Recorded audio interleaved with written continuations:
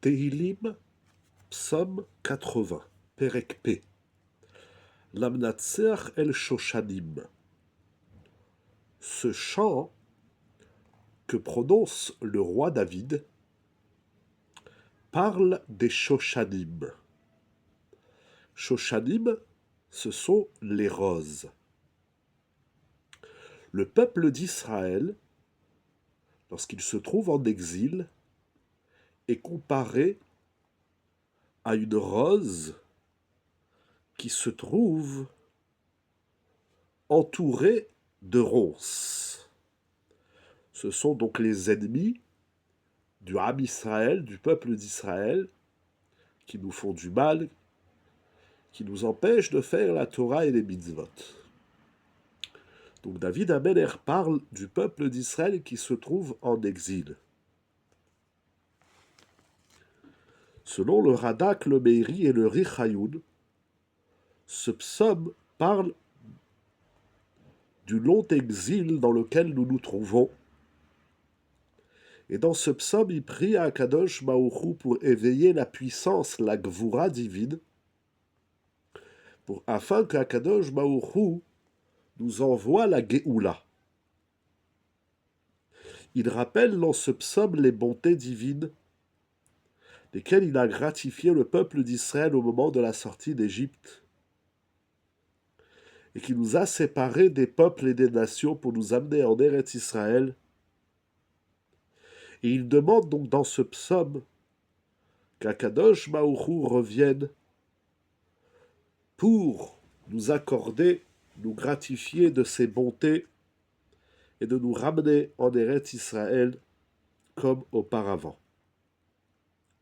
Selon Rashi, c'est une prière que David Ameler prononce et adresse à Hachem pour qu'il amène la Yeshua, la délivrance au peuple d'Israël pour tous les exils qui vont traverser dans l'histoire, comme l'exil de Babel, la Grèce, Rome, ainsi qu'Akadosh Baruch Hu secourt le peuple d'Israël de tous les tsarot, de tous les mauvais épisodes que Aram va faire subir au peuple d'Israël durant la période des rois d'Israël, comme il est raconté dans le livre de Melachim. David Ameler, il a un souci, c'est de voir le peuple d'Israël souffrir, physiquement, moralement, spirituellement, souffrir en exil, et il va donc composer ce Mizmor. C'est incroyable ce souci qu'il a, le roi David, de l'exil du peuple d'Israël. Il est conscient que le clan d'Israël, c'est une perle, une rose, pour reprendre son terme, une shoshana, shoshanim, qui est entourée de ronces. Donc la rose ne peut pas être cueillie, ne peut pas peut-être même éclore et laisser goûter de sa saveur, de son parfum, de son toucher, etc. David Ameler, il a ce souci. Il ne va pas vivre ses exils, mais il a le souci de l'exil du peuple d'Israël. Et justement, David Ameler, il a connu l'exil à l'échelle individuelle. Quand on lit l'histoire de David Ameler, qui doit se sauver de Shaoul, notamment, ou de son fils Avshalom, ou de tous ceux qui lui veulent du mal, David Ameler doit se sauver d'une ville à l'autre. Il se retrouve dans les montagnes, dans les vallées,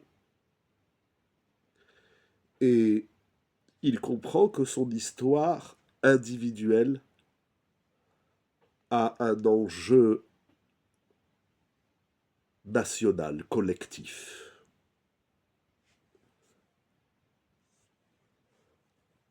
Selon le Sefer HaKadmon, la ségoula de ce Mizmor c'est d'être protégé de la Avoda Zara, des services des cultes étrangers, parce que